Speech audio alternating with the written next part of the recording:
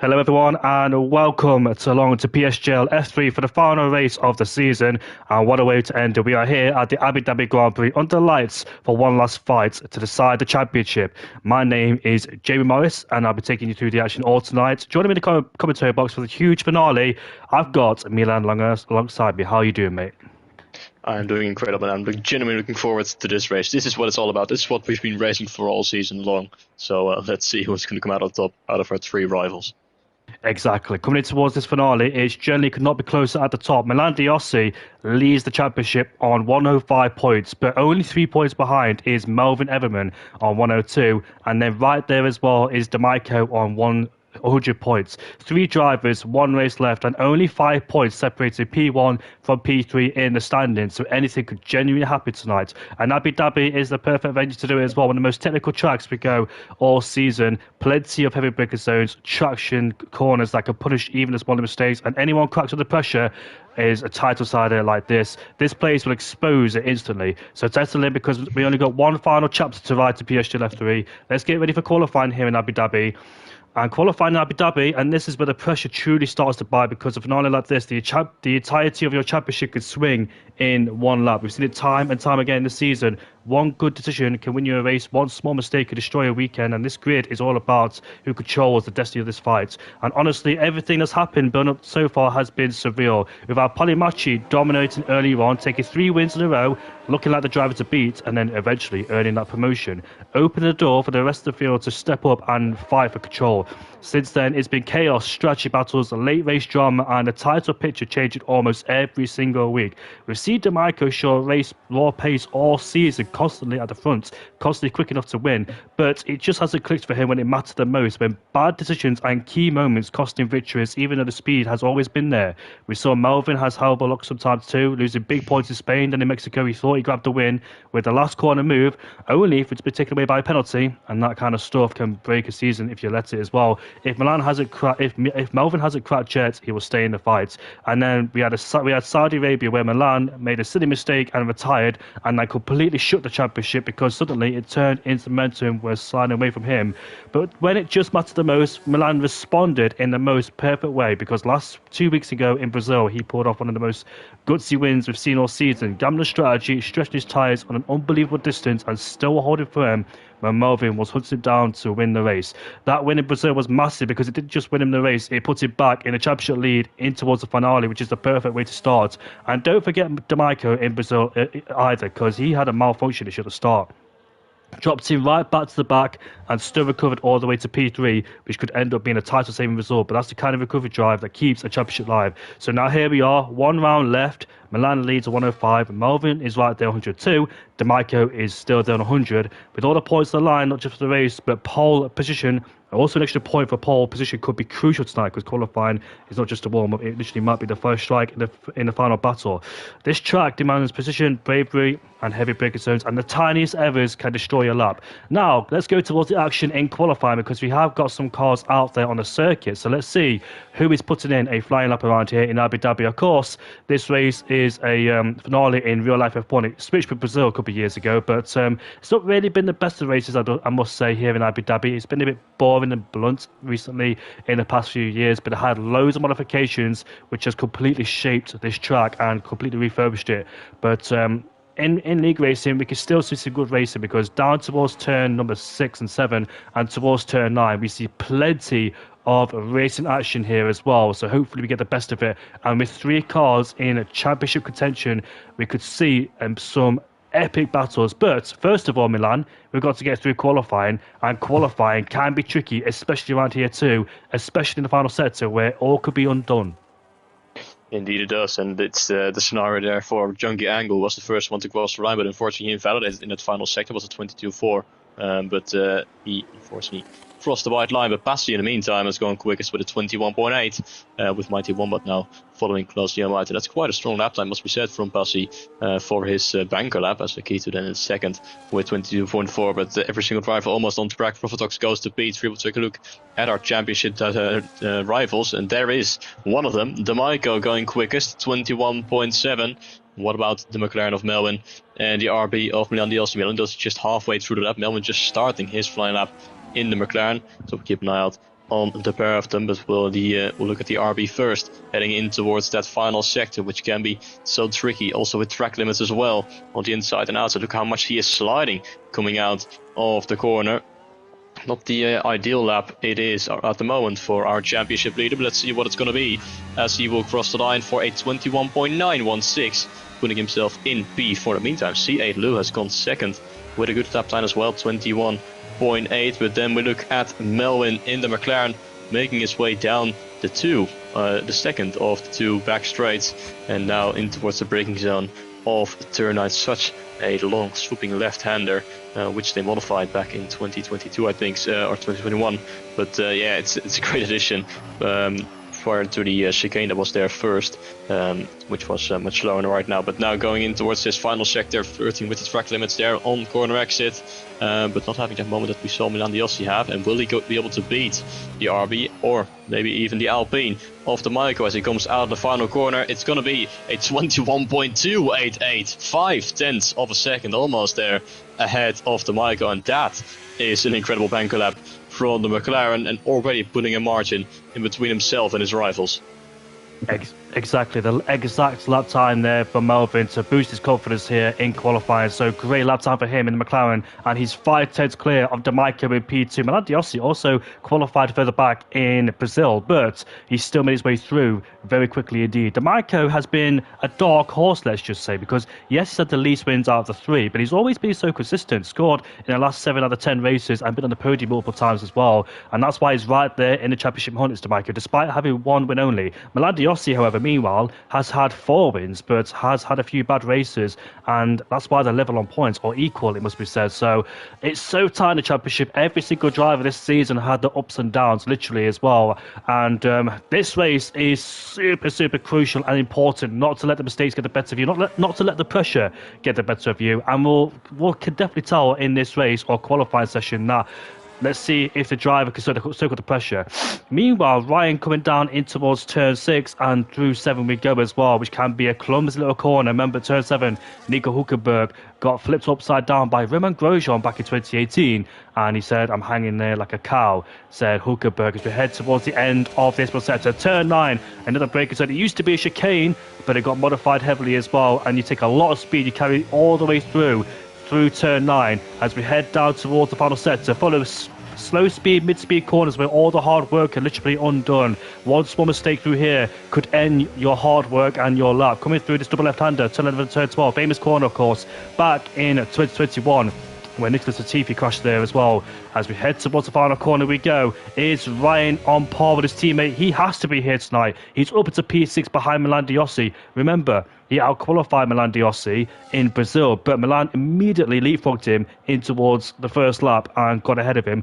Ultimately, led him the race as well after a great strategy. What about the Wizard in P4? What can he do for D'Amico? Granddaddy, I think he's been on the podium once this season, if I'm correct, or maybe it's been super close, but not close enough. As he heads around the final corner now, does the Granddaddy. What can he do? He has to be there for his teammate tonight. He goes up into P6 ahead of Ryan. So, crucially, Milan Diossi does not have a teammate. He's been lacking a teammate ever since the British GP of Levi when he scored that podium. And Milan Diossi lost some points, remember, because he had a 10-second time penalty in that race with speed in the pit lane. Not only him, but Melvin too. I believe D'Amico was the one who finished inside the top 2. I don't think he won the race, did D'Amico, in the Silverstone Grand Prix, so fully capitalised off their mistakes, did the RP driver. But C8 Lou is up there as well in P3. Passy is up to P4. Remember, he was in the Haas last week, and he carried a 10-second time penalty in the race with him. He had a great qualifying, great race pace. He was actually involved in the lead for the fight of the race, but unfortunately, that penalty put some weight on his shoulders and held him back, and hopefully this time, for Passy's sake, can do a better job, as he's got KDRDN, who is yet to pick up a podium this season. Both Kick Saubers, I dare say, have had some tremendous race pace and qualifying pace, but unlucky at sometimes as well. They're up there towards the top end of the field in about 4th, 5th or 6th territory. I think the Granddaddy is on another lap or headed back in the pit lane to complete his in-lap and put on a new set of soft powered tyres. But what could Passy do? Will he be a threat in the race? Because remember, he was quite passive back at the Brazilian Grand Prix. He held back knowing that there's a championship on the line. It was his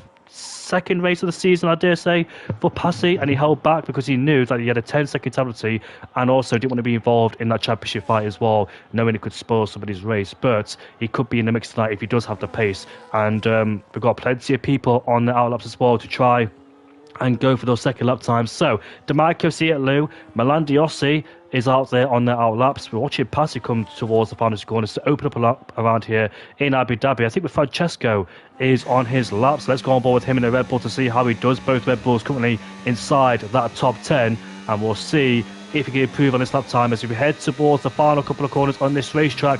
Turn number 15, I think has been heavily modified too. Massive wheel spin, goes off the track, but that lap time is still valid. He goes up into P8 ahead of Kingsman there as Lakitu is on a flying lap. But I believe Passy is on a flying lap and he's 1/10 up in the first set to Milan. Indeed he is, so a good start to his flying lap. Of course, he's around 0.6 of a second away from Melvin, but that 1/10 could get him up to the front row and ahead of the Michael potentially, and given he probably can find some more time in the rest of the lap too. Maybe not in the middle sector, as it's only this chicane and 2 straights covering it, so he will open the DRS once more and use some battery as well. Let's see if he did find some time. Maybe he got a better exit out of that chicane as he comes across the sector line. Actually, he lost a little bit of time, just under 1/10 of a second under his time right now. But in the last sector is really where you can gain the most time, around a lap here at Abu Dhabi. Now into the braking zone of turn 12. He hits the apex quite nicely there. Then to turn 13, can really use the curbs here, but not too much on the exit, or you will get an invalidation. And here as well on the exit, have to be mindful of those white lines. But it seems clean so far from the kick Sauber. Let's see if he found some time in this final sector. Can he go up into second place as he crossed the line? Yes, he can, with a 21.6.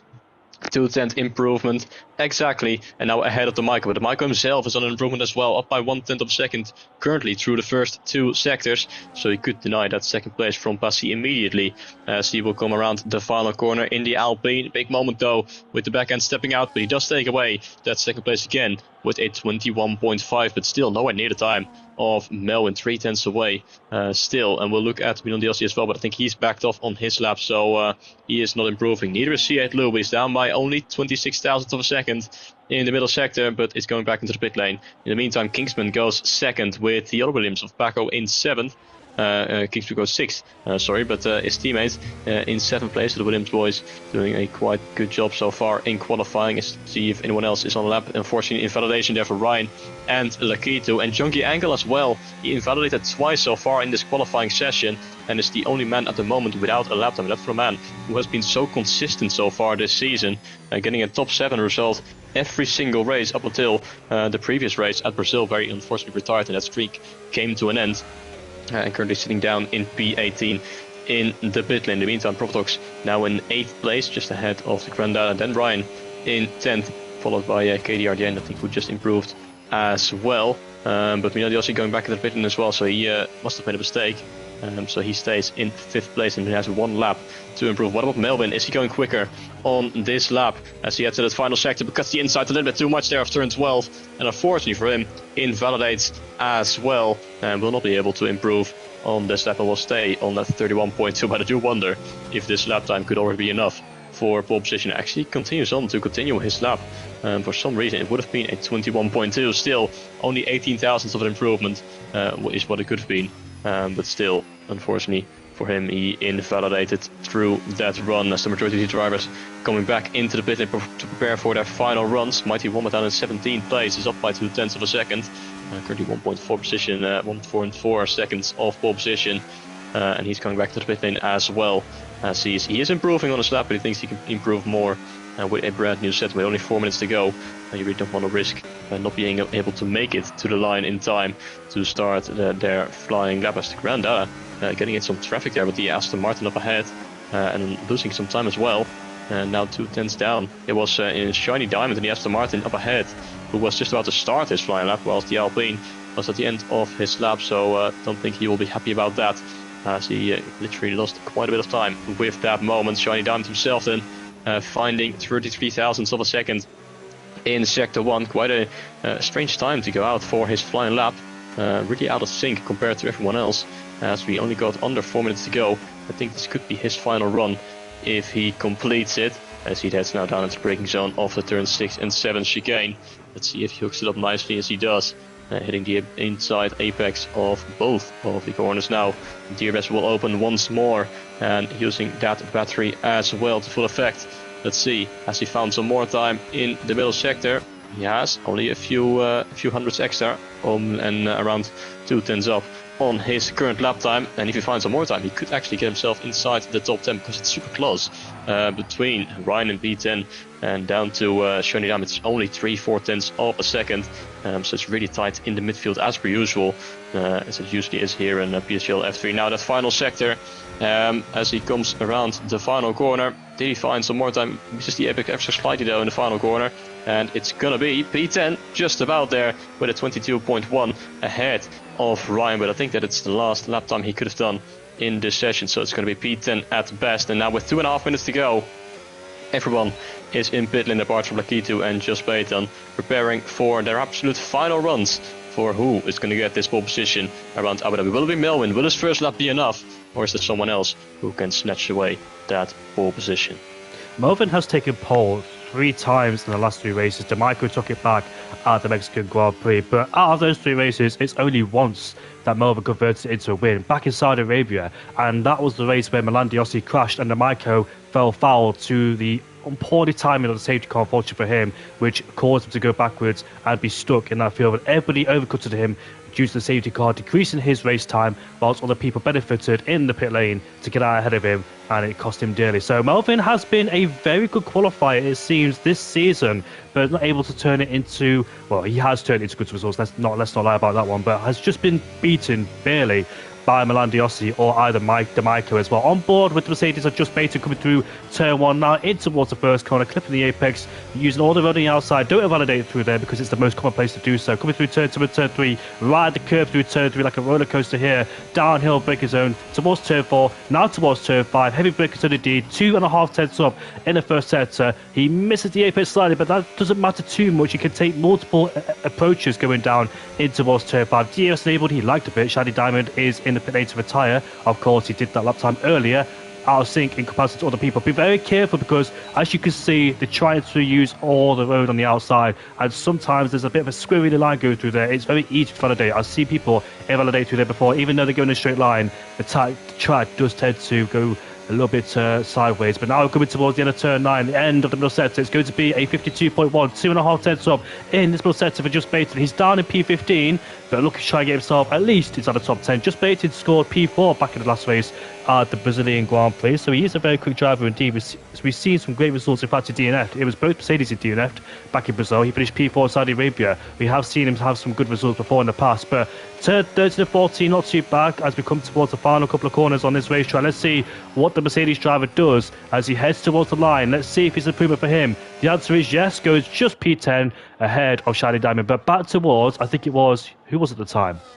The Granddadder. Yes, so basically, when we were on board with the Granddadder, he encountered the traffic of Shiny Diamond. Shiny Diamond held him up for the whole of the last sector, unfortunately for him. So that's why he was 2 turns down. There's a spinner in the final corner in turn 9. It's Junkie Angle. Junkie Angle's qualifying is done and dusted because qualifying is over. Milan Diossi locking up, going in towards turn 11, goes a bit deepest one in the corner as we make our way now towards this double left-hander. This is very important for Milan Diossi to hook it up perfectly as we now head towards the final 2 corners of this racetrack. Can Milan Diossi get himself anywhere near his championship rivals? He crosses the line, he goes up into P2 with a 21.508 and exactly 100 quicker than Passy, who crossed the line.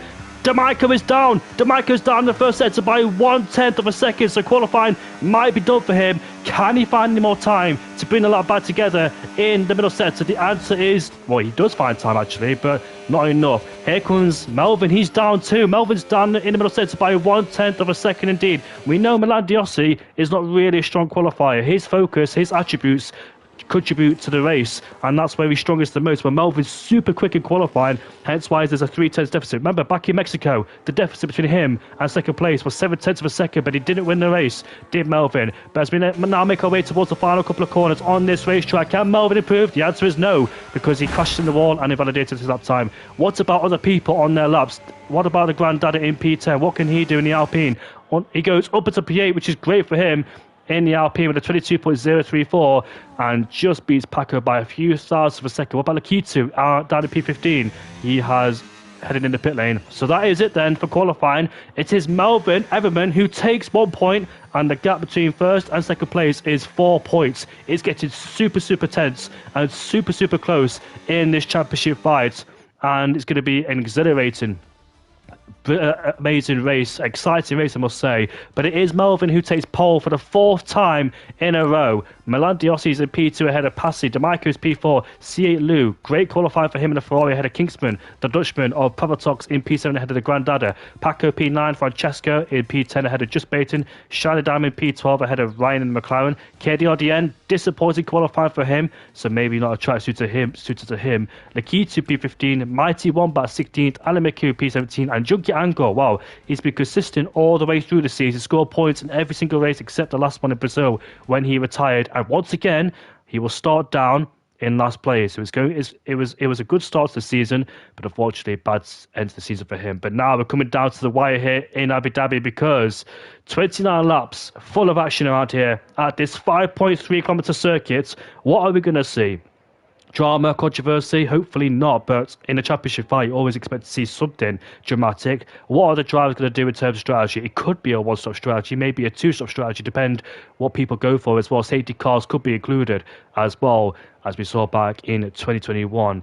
But it's going to be a super interesting race in terms of strategy and pace as well, and we'll see which one of the three come out on top. D'Amico, unfortunately, down there in an outside position where he doesn't want to be. He's got some cars to pass if he wants a chance to win this championship, does D'Amico. So a bit on the back foot there in P5. But Milan, are you excited for the race, mate?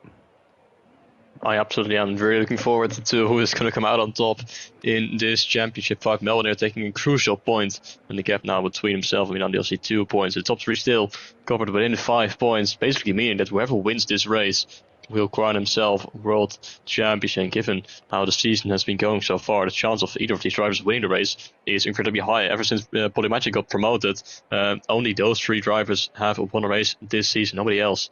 So we'll see if Melvin is going to be able to convert it into a race win, but he's going to have to deal with Milan DLC right behind him, his closest championship rival D'Amico, a little bit of an outsider, like you said, in P4. You need to hope for a bit of a miracle, because he's the only one who couldn't win the championship. If he only wins it, he needs Milan DLC to finish P3 or lower. So, well, he needs to win it at least, D'Amico.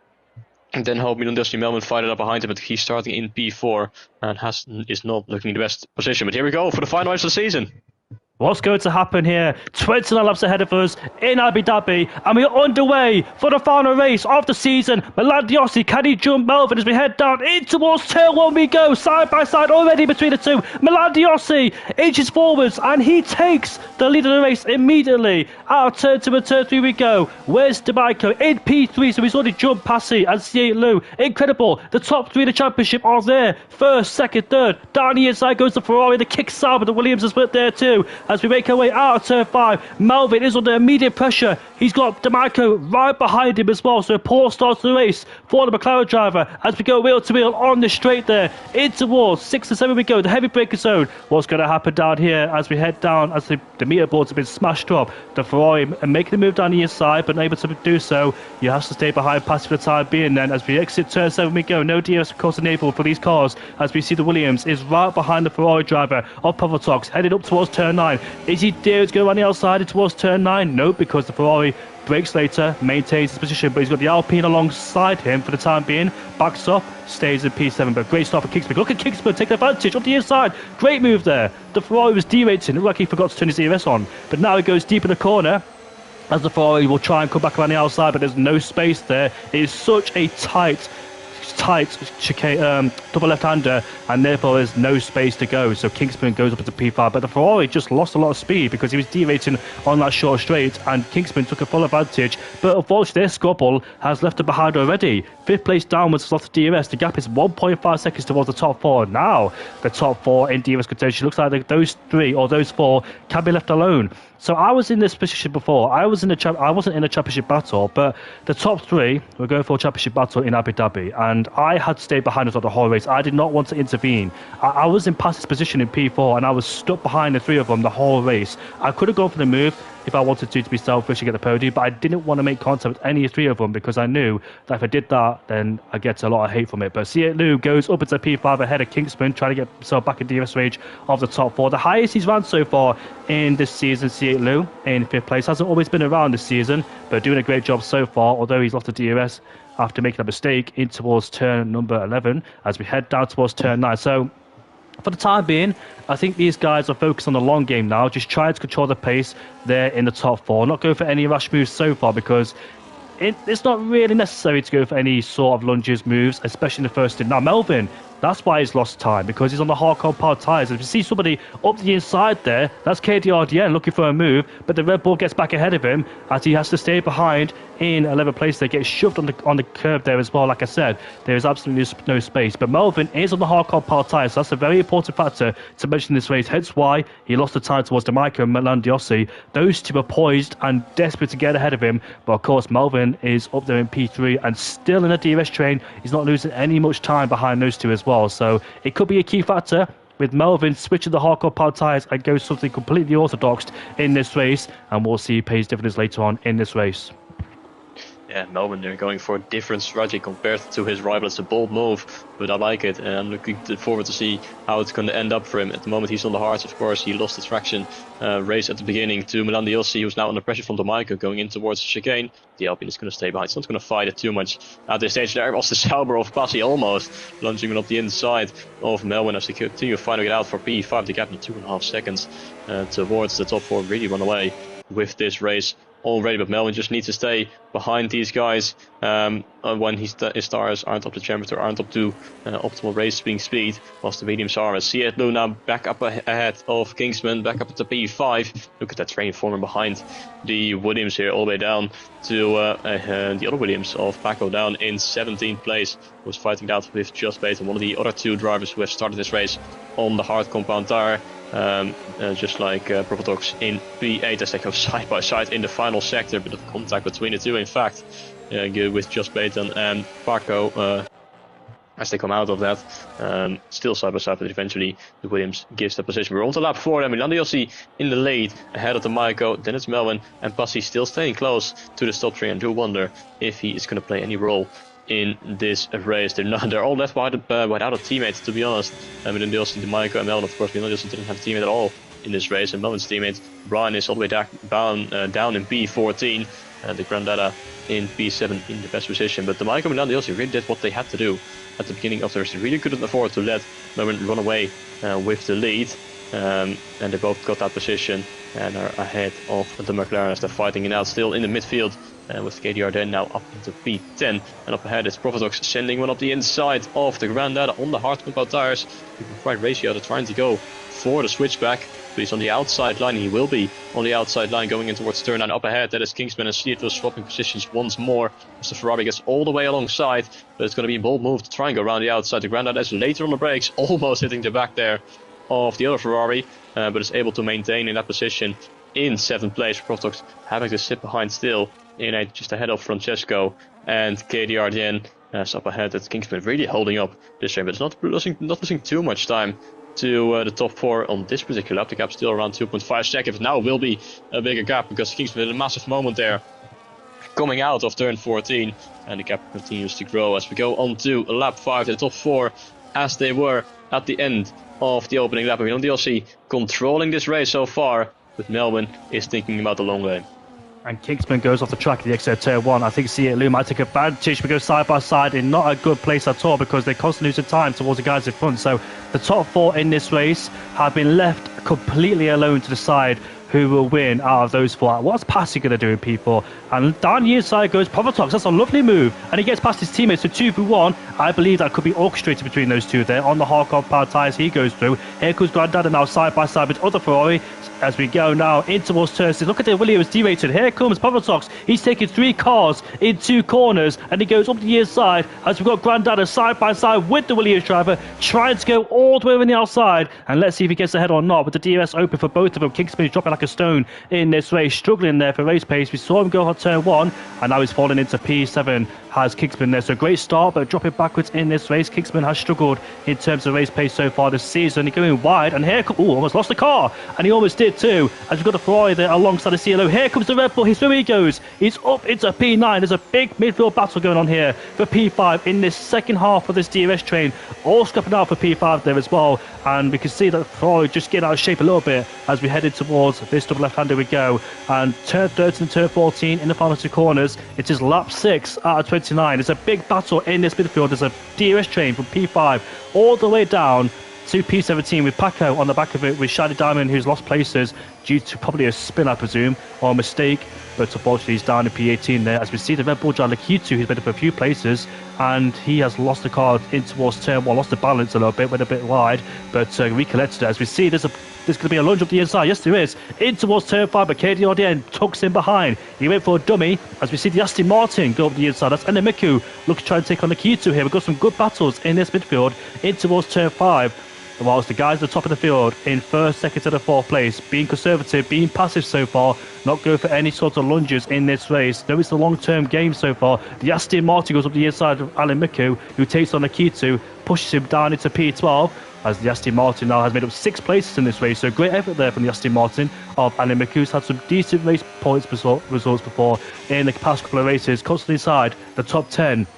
Is the Aston Martin driver. As we see, the Williams go out wide again. Kingsman's lost the DRS now towards 5th and 6th tyres. 6th tyres. His tyres isn't in better shape at all. Kingsman looks like he's struggling. The grain on those tyres is starting to show up and be visible to our eyes there. As you can see, the tyres not looking very good whatsoever. He's struggling now in the slow speed corner. So, unfortunately for him, long-term race longevity is not at his lucky tonight, as he's under massive pressure from the guys behind. So, the medium compound tyres are starting to drop off for him already in the race, as he made a massive mistake at a turn last corner. As Ryan's in the pit lane, I presume he touched the inside curve with that 3-second penalty, because that's an odd place to do it. So you've got to be very careful. Every single driver must know that if you touch the inside curve going in the pit lane, you will sustain a 3-second penalty. Now, I don't know what the rules are to get it removed, if you can or not. So somebody let me know in the comment section if you do know. C8 Lua goes past the Red Bull driver, but the Red Bull driver does a switchback under and over, and Francesco goes through.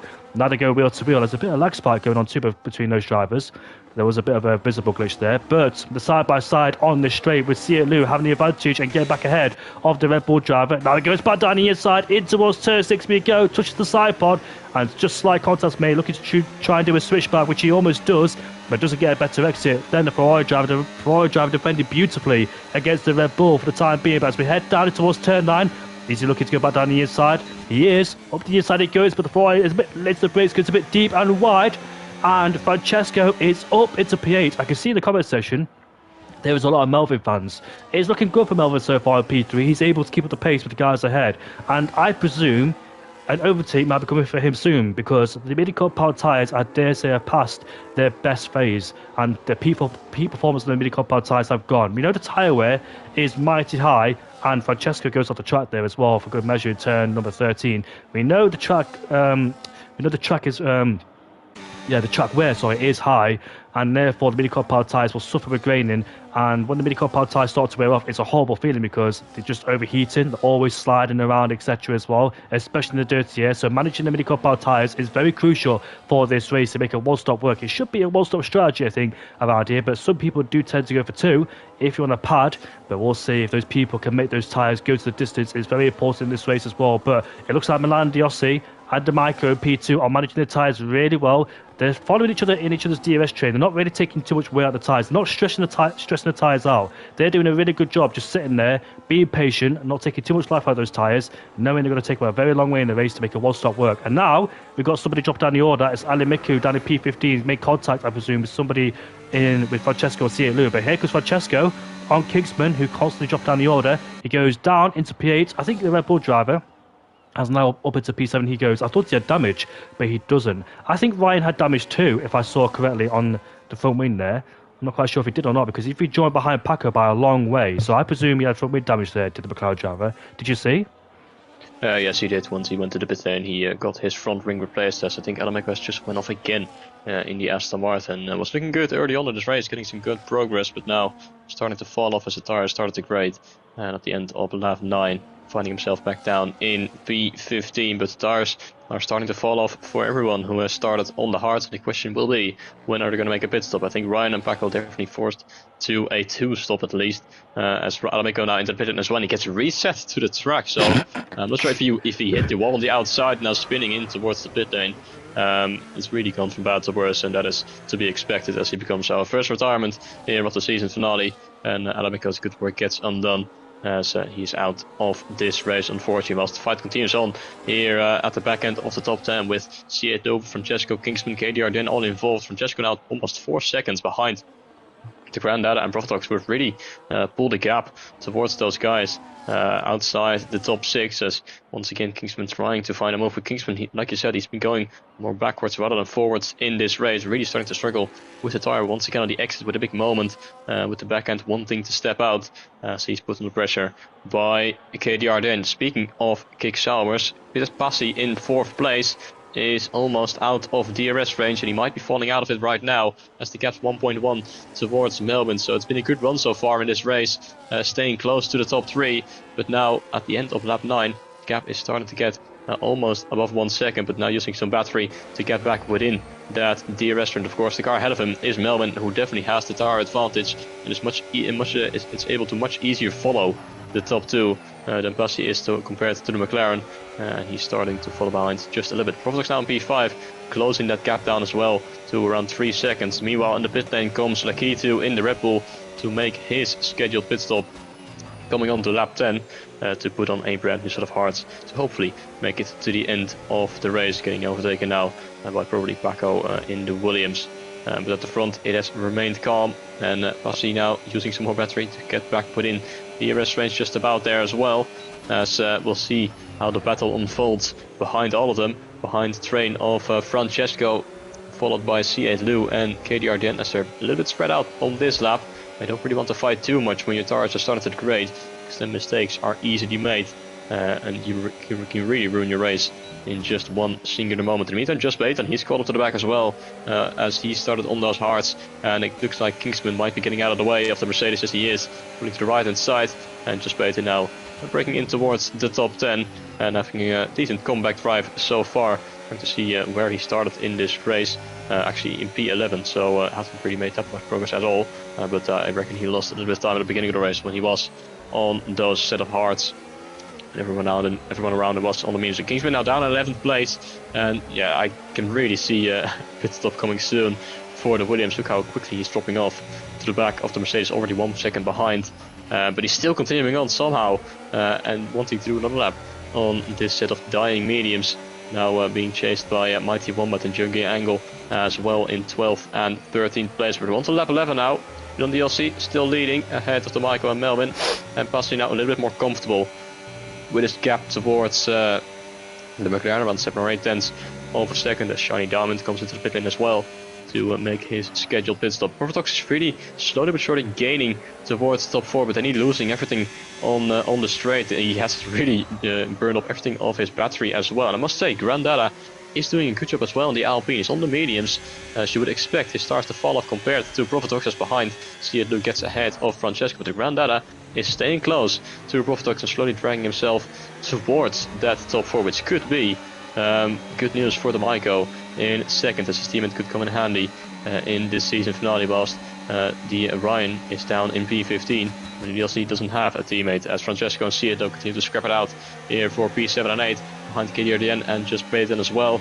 Junkie Angle, the other Mercedes, is fighting it out with Mighty Wombat to go up to P12. There's Junkie Angle, of course, starting down in P18. Hasn't been able to make up that much progress so far in this race, and really his strong form coming to an end at the end of the season. But the Maiko is coming into the pit lane at the end of lap 12, the first of our championship rivals coming into the pit lane. It's something we see quite often this season, with the Maiko going for an earlier pit stop compared to his reference. Sometimes he'll be going for a 2-stop, but now this definitely seems to be a 1-stop. He's not the only one into the pit lane though, as C8 Lou, Francesco, Kingsman and Mighty Wombat all in the pit lane as well. Let's see where the Maiko comes out. Will he be in some cleaner? I think he will, and that is definitely going to help him, because he could successfully pull off an undercut on Milan Diaz. Of course, Melvin will stay out longer on that set of hards, but the Maiko, we might see him taking the virtual race lead once Milan DLC makes his pit stop. And the question will be, is Milan DLC gonna respond? He's very close and under pressure from Melbourne at the moment. And if I were Melbourne, I would get past the RB as soon as possible as we come out of turn 7. McLaren using a bit of battery, getting closer, but will it be close enough is the question. He's going to have to go for the inside or the outside. He's going to choose the outside line. Is he going to be later on the brakes around the outside of turn 9? Two championship rivals going wheel to wheel, but the better grip is just there for Melbourne, and he goes sailing around the outside to take the lead of this race on track. And I think Milan DLC will be coming into the pit lane quite soon as well, because Melbourne will be despairing out of his sight quite soon. Being on this sort of hard, and Milan DLC will start to lose a lot of time compared to the McLaren. So at the end of lap 12, no, he's still going to continue on as long as he is within DRS range. But we've got a new race leader on our hands, and it's Melbourne, our pole setter, back in the lead since the beginning.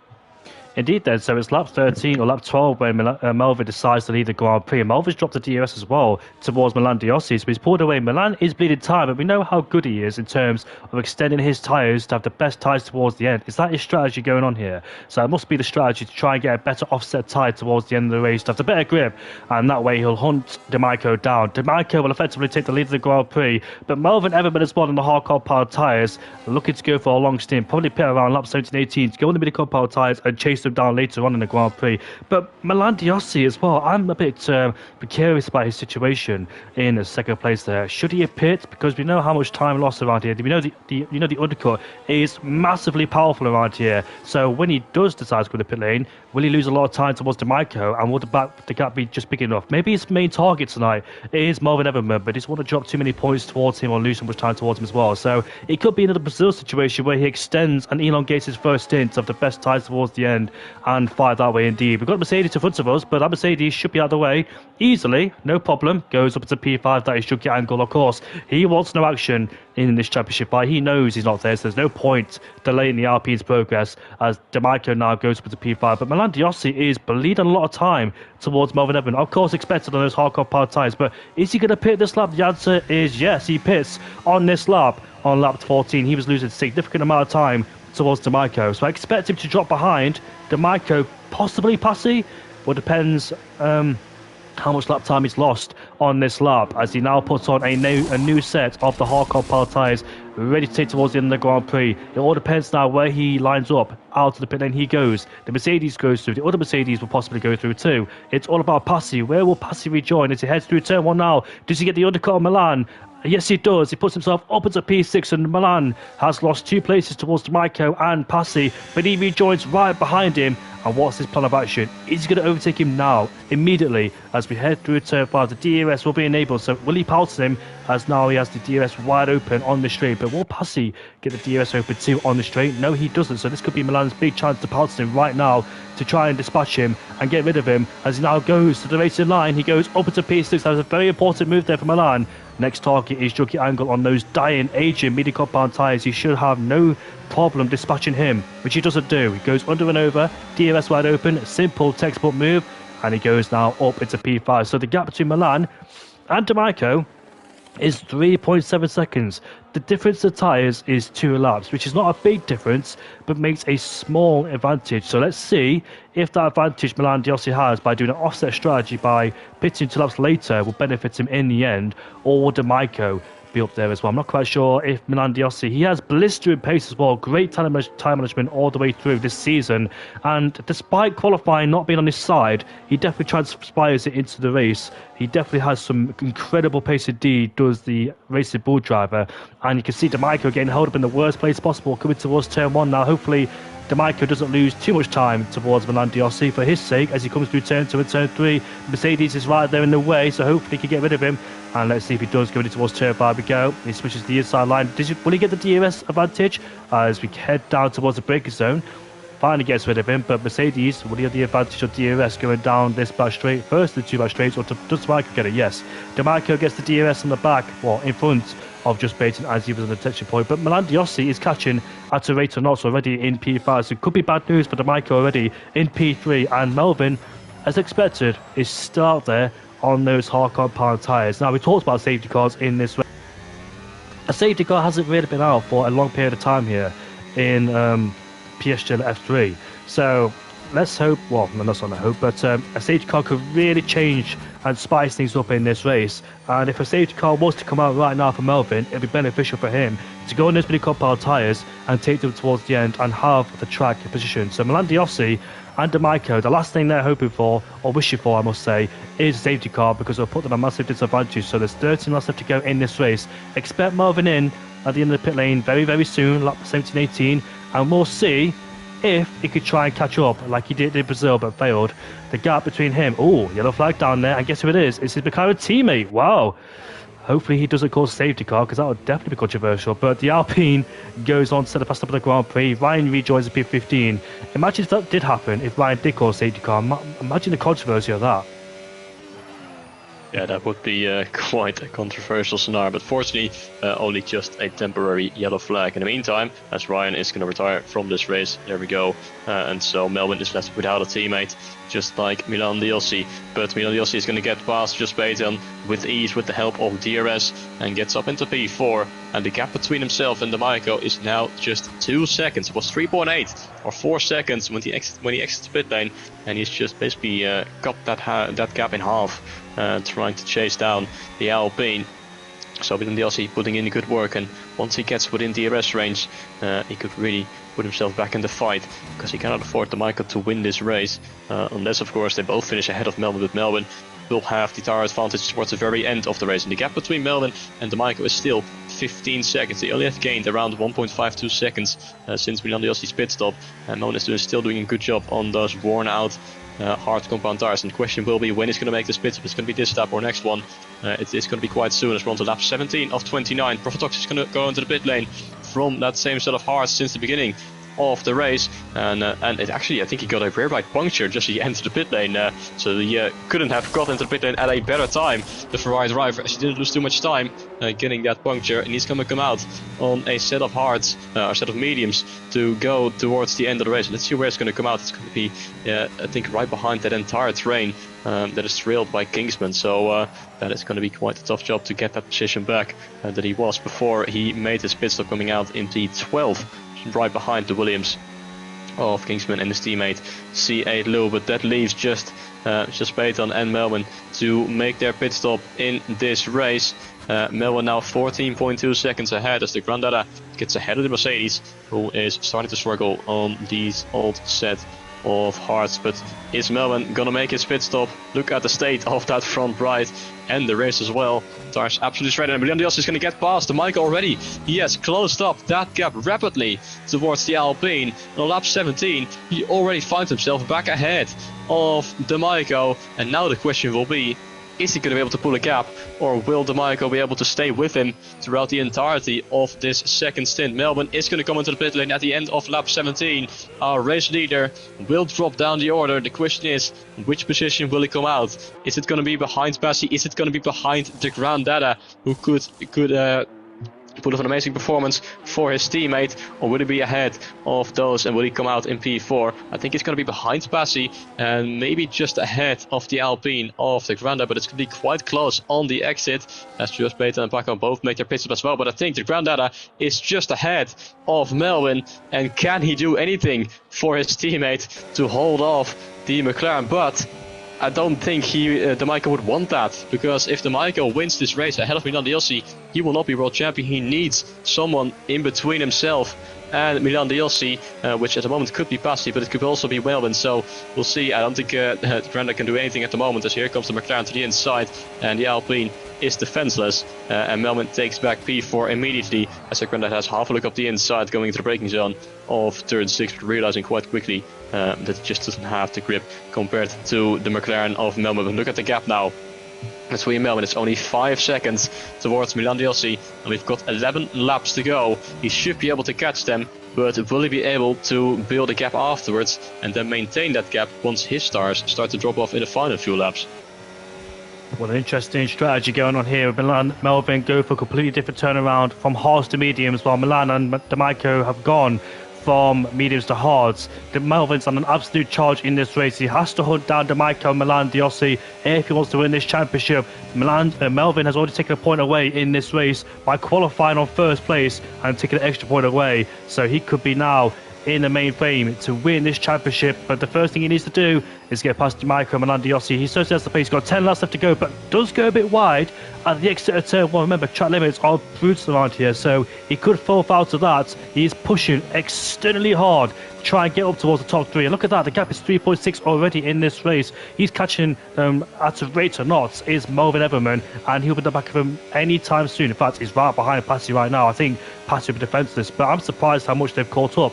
I thought the powerful on the undercut, or the effectiveness on the undercut would be more powerful than this, but it turns out Melvin's pace was absolutely substantial for his race to try and get himself back in this fight. I think Melandiosi probably took his mini compound tires a bit too long late in the race, hence why that's why he hasn't got much of a big of a gap. Maybe he should have pitted before, because Melvin was able to try and build up a gap before he pitted.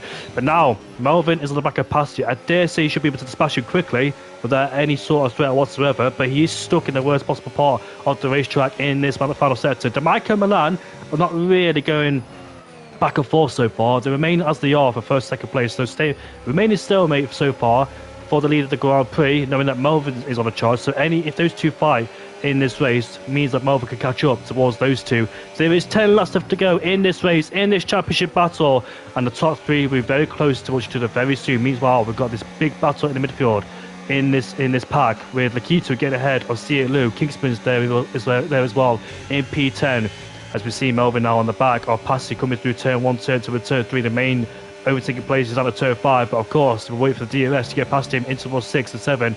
Then once he gets past him, it's down towards Damico Milan. It's going to be Melvin, Milan and Damico fights out for the championship.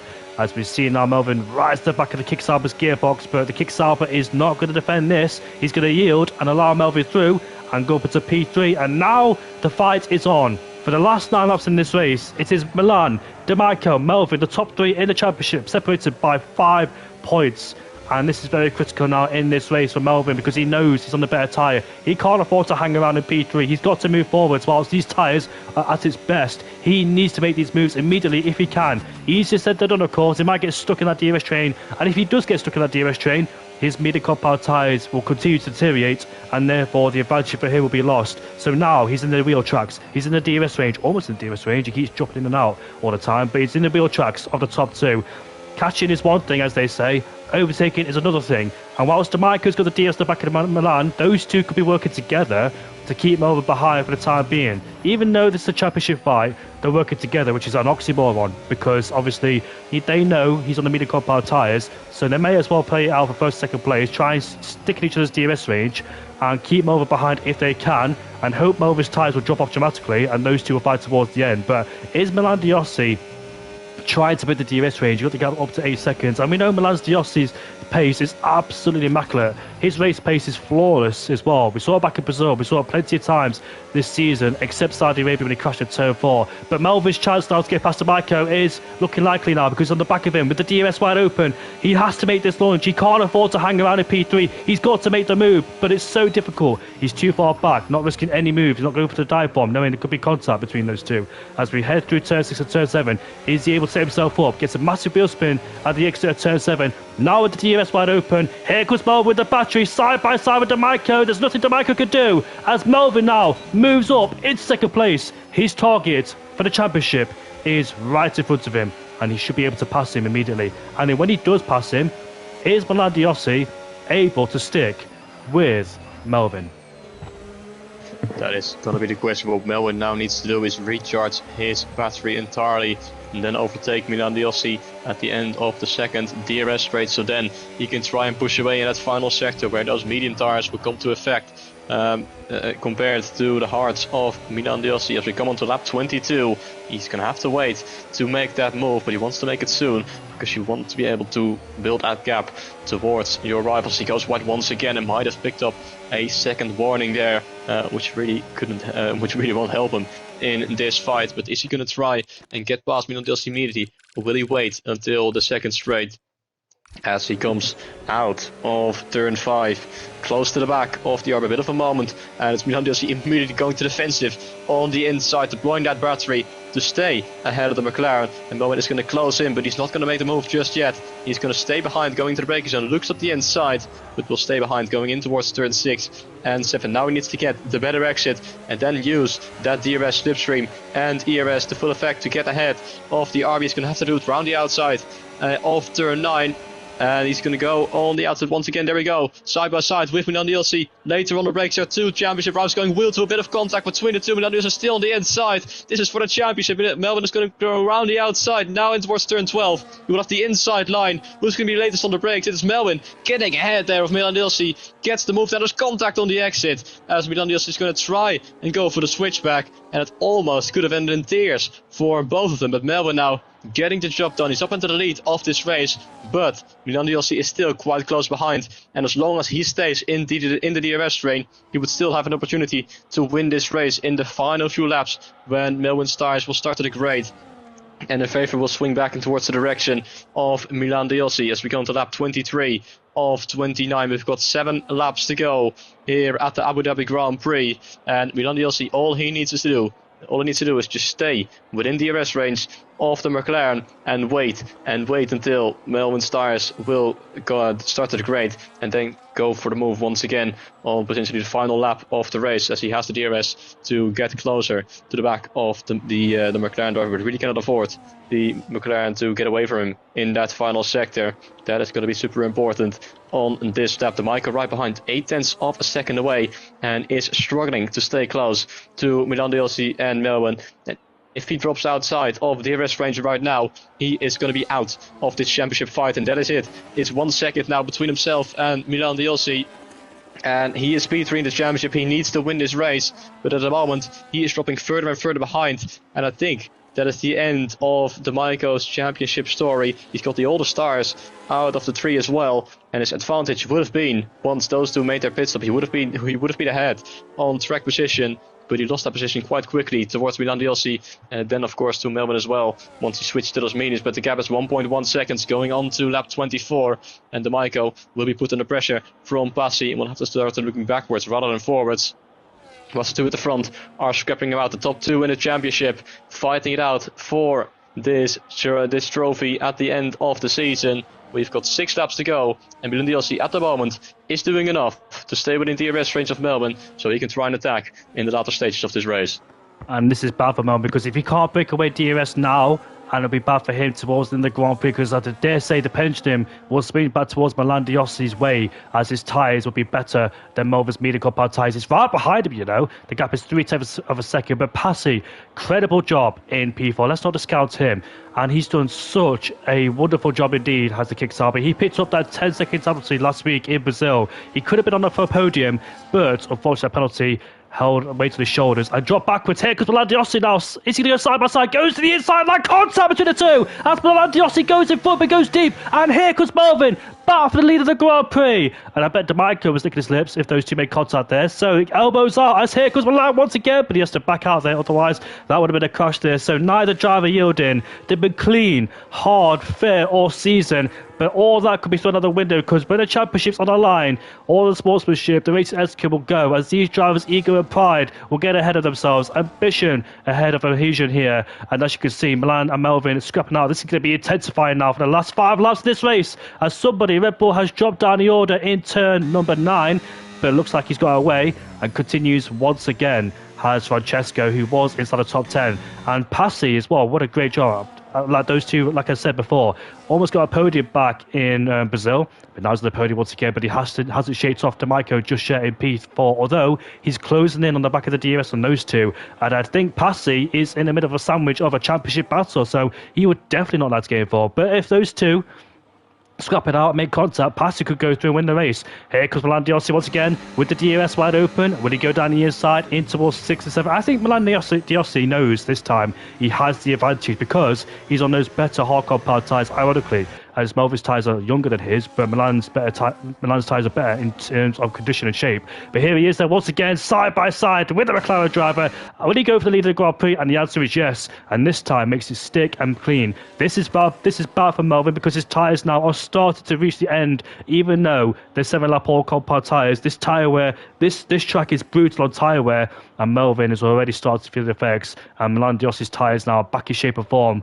And I think Melvin's peak performance on those mid compound tyres have come to an end. That's the risk you take, unfortunately, going from hards to medium compound tyres. It's very pivotal. It's very important to go for such a long distance on the hard compound tyres to minimise the distance on the medium compound tyres to have the better grip towards the end. And Melvin, unfortunately, tried to do something different. He was the pole sitter, but unfortunately this strategy might not pay off for him in the end. It could pay off, but his tyres are getting gradually older and therefore worse, and therefore Milan Diosi will have the advantage in his way. But the top four, once again, are reconnected back in this DRS train as we see the battle going on for P7. KTRDN, the silent killer, has moved up into P7 after starts outside the top 10. A dreadful qualifying, now up into P7. He will not score a podium, unfortunately. He should have done back inside it, but that penalty unfortunately hindered him and shuffled him backwards. Lap 26 out of 29. Francesco has retired from this race. Melvin is still in the DRS range of Milan in first place as we head down towards turn 6 and turn 7.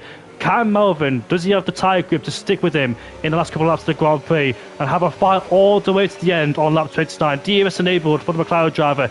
Will he immediately go back ahead of him in towards turn 9? The answer is no. Can he sit there in P2? Does he have the grip to contend with Milan Diosi's pace, who seems to be flawless and raw so far, which is doing a perfect job in first place? Passi's still there in P3. I feel sorry for him because he knows he's in the middle. He's in the middle, literally, of this championship battle, but he doesn't want to intervene just in case it might cost him a championship. It's a difficult situation when you're there in P3 or P4. Look at this battle between the Ferrari and the Mercedes as just Beta goes around the outside and towards turn 9. Does he make a stick? The answer is almost, but now he does on those medium compound tyres ahead of the Ferrari. A bit of oversteer as well for good measure out of turn 9. But back towards the point of Passi in P3. He's a filling in the sandwich. He's at the wrong place at the wrong time, I dare say, P3. If there is a chance of winning, he'll take it. Depends if the top two make a dramatic mistake or something happens. But I think he'll be passive in P3, will Passi. So I think he'll accept his fate in P3. Try and keep the Micah behind as much as he can. Use the DRS of the top two and keep him behind to score his first win of the season. I know he's in a dreadful place in P3. And he's doing everything he can to not fight with the top two, not intervene as much as he can. But if there is a chance, he'll go for it, but not try to take any risk, not go for aggressive lunges down the inside, not taking any sort of risky move to try and influence the championship of the top two. Yes, he has every single right to fight with these guys ahead. He has every right to go for a fight. But at the same time, though, you're risking a lot on the table with contact made and ruins with his race and championship. The championship they built up since the start of the season. So, yeah, he's doing everything he can. I know what it feels like to be in this position. It's horrible because you want to go for the move. You want to get ahead. But at the same time, though, you know that if you do something wrong, it will have massive consequences towards in the race. This is it then. 2 more laps of the Abu Dhabi Grand Prix. It's all come down to this. The top 4 all within DRS range of each other. Our entire top 3 in the championship all in this same DRS train. The Maiko is there for the taking if something happens between Milan Diosi and Melvin on these final 2 laps. And we know that they will go for it. They will fight it out until the very end. This is about the championship. And we've got 2 laps of racing remaining. But Melvin, does he want to stay behind? You want to overtake on the final lap? And I think at the moment he's going to stay behind the RB, let's say in front of the Kicksauber, to then line himself up for an overtake at the final lap of the final race of the season. But Milan Diosi knows he has to defend as well. He needs to have a full battery to deploy on that final lap to defend successfully against the McLaren, who is going to go all out as he closes in once again on the RB, but he's going to stay behind going in towards turn 6 and 7. And now on the exit, will he try and go for the move right here? Although if he does that, he will be leading onto the final lap of the Grand Prix, and he will be extremely vulnerable to Milan Diosi, who is now still in front as we go towards turn 9 once again. Here comes Melvin trying to go around the outside in towards the braking zone, but the grip levels are better there for Milan Diosi, and he successfully defends the inside line. And now they're both gonna save up as much battery as possible going in towards the final lap of the race. Passi in P3 right there. The Maiko quite low on battery, just having to hope that something happens to his rivals and he can steal away that championship trophy. But we are gonna have 1 lap of racing to decide the championship, and this is it for the championship. Milan DLC leads ahead of Melbourne going on to lap 29 of the Abu Dhabi Grand Prix. 5.3 kilometres left to go in this race. Who will win the championship, Melbourne or Milan? The two protagonists have been new to tail every single race. They've been at each other's throat every single race too, with some great battles, but Melbourne's tyres are degraded heavily. This is a moment for Milan Diossi, the final laps of the season. The weight of the entire championship campaign sits on his shoulders, and he's driving like a man, completely at peace, but under pressure. This title has not been handed to him. He's earned it, because Milan's season has been definition of resilience and evolution, but it's not done just yet, because there's two DRS zones to contend with. Is Melbourne close enough? He's got to make a lunge down the inside in towards turn 6. Can he do it? Can he do it? The answer is going to go down the inside in towards the brakes, and he does it. The side by side now out turn 6 and turn 7. Milan gets ahead. Melbourne does the switchback. Melbourne gets a better exit. Massive wheel spin though. He can't get ahead. But the DRS is wide open for Melbourne. This is the move for the championship. Melbourne's going defensive as we go side by side in towards turn 9. Can he get ahead? The answer is yes. He goes up the inside. Milan tries to stick all the way around the outside. Can he do it? The answer is no. Melbourne gets ahead. Melbourne is ahead, but Milan switching to go around the outside. In towards turn 12 they go. The wheel to wheel. This is for the championship. They battle side by side. Nothing separates the two at all. Banging wheels, clinging on each other's wheels. But as we head towards turn 14, oh my goodness me, they're all over the place. Milan Diossi is back ahead of Melbourne. Melbourne goes off the track. There's nothing he can do as he gets a 3-second penalty. But Milan Diossi around the final corner. He wins the championship here in PSGL F3. What an entertaining final lap that was. It was all or nothing. It was elbows out between those two there. And contact was almost made too. Passy finishes in P2 ahead of D'Amico. Melvin's in P4. But Milan Diossi is the champion of F3. And what a dramatic season. Melvin has left in rage, but what a lunge down the inside too to continue the fight all the way towards the final sector. My goodness me, it was a dramatic fight towards the end. Milan Diossi just did it. And what a season, what a drive, and what a way. It's his 5th win of the season for Milan Diossi. He has been super confident and super consistent. Oh my goodness me. Week after week he's shown the elite champions not the only one who have perfect seasons. He's the only one who's recovered the fastest. And Milan has done exactly that with relentless consistency and ruthless ability to deliver when it matters the most. And here in Abu Dhabi, in the ultimate pressure test, he's back to it again, controlling the race, managing the pace, and everything thrown at him, he's absorbed it. And what a season it's been. Precision, composed, ice cold. And he's barely crumbled under pressure, except Saudi Arabia, which was a turning point in the championship. But after Saudi Arabia, he made a big statement, a big redemption drive to finish the race. And he's a driver who delivered under pressure, attacked at the right time. It got messy. It got messy down towards the final couple of corners. But of course, it could get messy. It's a championship fight. And I know there's a lot of Melbourne fans in the comment section as well. They're going to be disappointed. But those two gave everything this season. The Hungarian versus the Super Swede. They both had the ups and downs this season. But it was Milan Diossi who comes out on top. The Racing Bull driver who has started his season to an excellent campaign by finishing P2 in the Australian Grand Prix behind Polimachi. We know he's been a contender since race 1 in Australia, all the way down to race 11 in Abu Dhabi. And let's get him in the podium interview, shall we, to interview him. It's going to be an interesting one. I never spoke to the man before, but hopefully we can have a little podium interview. I know the nerves are on edge right now. We will see, but man, what a great race that was, especially that final lap. It's going to get talked about a lot, I reckon, but in many ways, and opinions might be different from some of these drivers. And let's hope this championship doesn't get decided in the stewards' room like last season, but it's for sure was an incredible fight on track to witness, and definitely one of the best ways to end off the championship with a last lap fight going in towards the final couple of corners. It was absolutely incredible. It was indeed, and D'Amico, he has fought as well throughout the whole season, and he has been there since the very end. He's only had one win last season, but still fights for the championship. He made a lot of mistakes as well in the last couple of races. Maybe the pressure got to him as well, and also the malfunctions he had back in Brazil when his wheel didn't start. D'Amico has been very consistent, must be said. He's only had one win, but had multiple podiums and multiple. He's almost finished the points every single race as well. He has barely put a foot wrong, but the other two have had tremendous pace and therefore got the better of him. I really hope that Milan Diossi joins the party, so we'll just wait for him.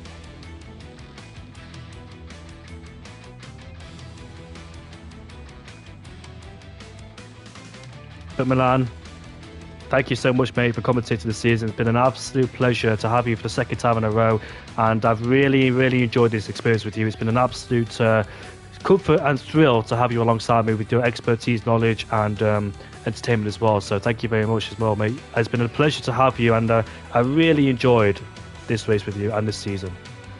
Yeah, same. Thank you very much as well. It's been a lot of fun, all these races this season and the last season as well. And it's been a pleasure for me as well to commentate alongside you like we have been for over a year now. And every single time I've enjoyed it. And this race was no different, as it was great action on track and always good to be alongside you in the commentary box. So thank you very much as well.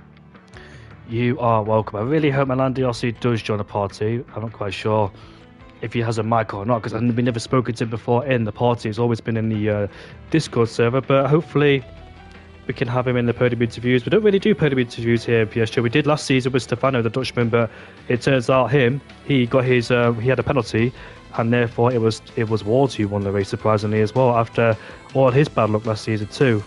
But we're just going to wait a couple of moments for Milan Diossi to join the party and see if he does or not. But if he doesn't, we're going to have to end the stream here. Oh, he said he can't. So that is it then. He can't join the party. But that's the end of PSGL F3 Season 41 with an intense final round of the season here in Abu Dhabi. What a showdown, what a championship, what a decider. And it's come to an end, unfortunately. But we'll see you all next season for Season 42. What will happen next season? Let's see what happens. I'll see you all later. Goodbye for now. Take care. And thank you so much for having you and your company.